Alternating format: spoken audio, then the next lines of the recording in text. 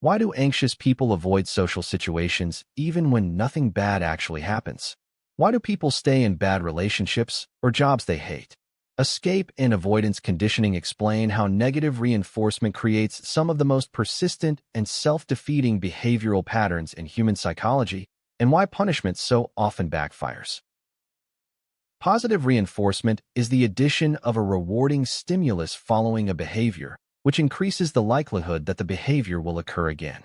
This is the most powerful and durable method of behavior change known to psychology. A student receives praise for studying hard. A dog receives a treat for sitting.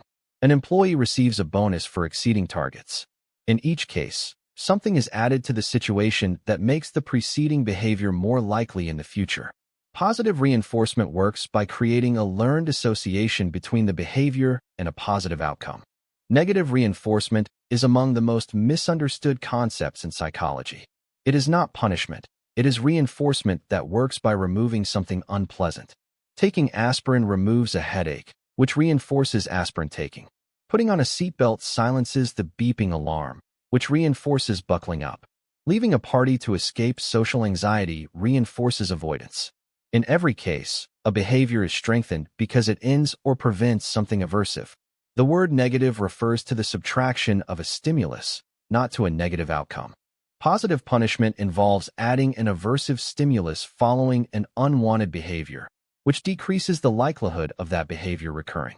A speeding ticket is positive punishment. You speed, a fine is added to your life, and you are less likely to speed again. A child touches a hot stove and receives pain, a naturally occurring positive punishment. The word positive here means addition, not pleasant. Despite being the most intuitively familiar form of behavioral control, positive punishment has significant limitations that make it less effective than reinforcement. Negative punishment involves taking away something valued following an unwanted behavior to reduce its future occurrence. A teenager loses phone privileges for breaking curfew. A child is placed in timeout, removing access to social interaction and play. In both cases, a pleasant stimulus is subtracted from the situation. Negative punishment tends to generate less aggression and fear than positive punishment, while still effectively reducing unwanted behavior, which is why it is generally preferred in applied behavior analysis and parenting guidance. Escape conditioning occurs when an organism learns a behavior that terminates an ongoing aversive event.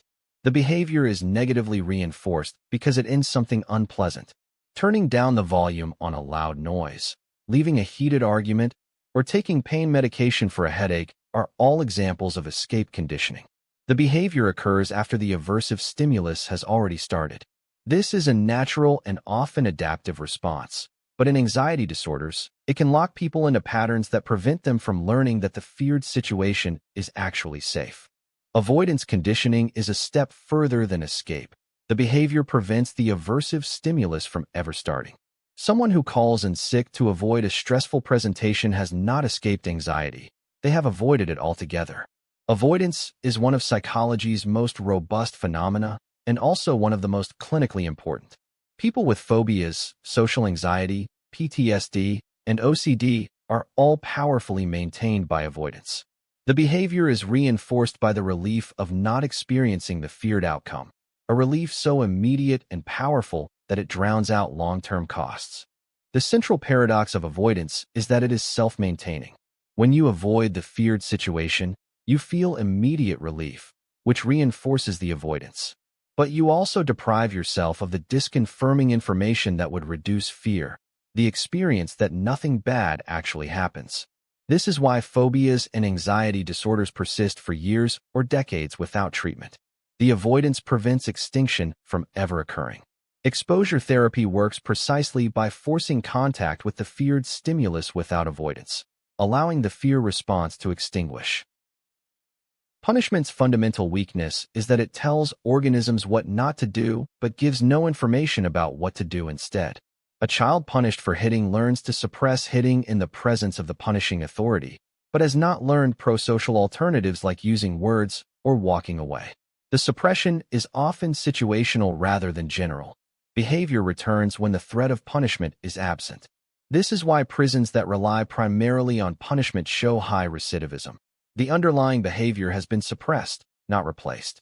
For punishment to reliably suppress behavior, three conditions must hold simultaneously.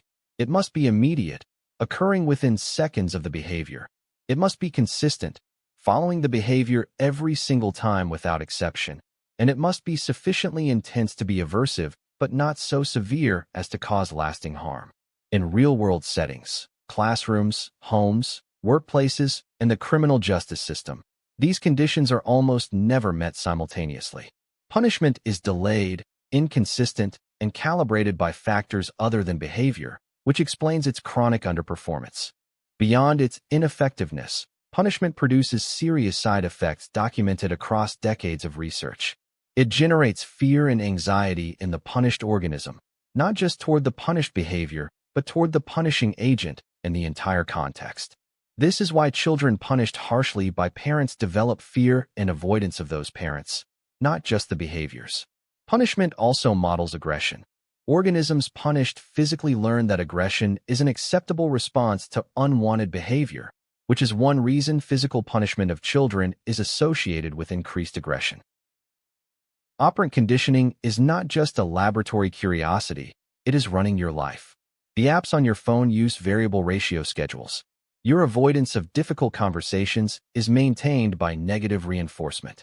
Understanding the mechanics of reinforcement and punishment gives you leverage over your own behavior that most people never develop.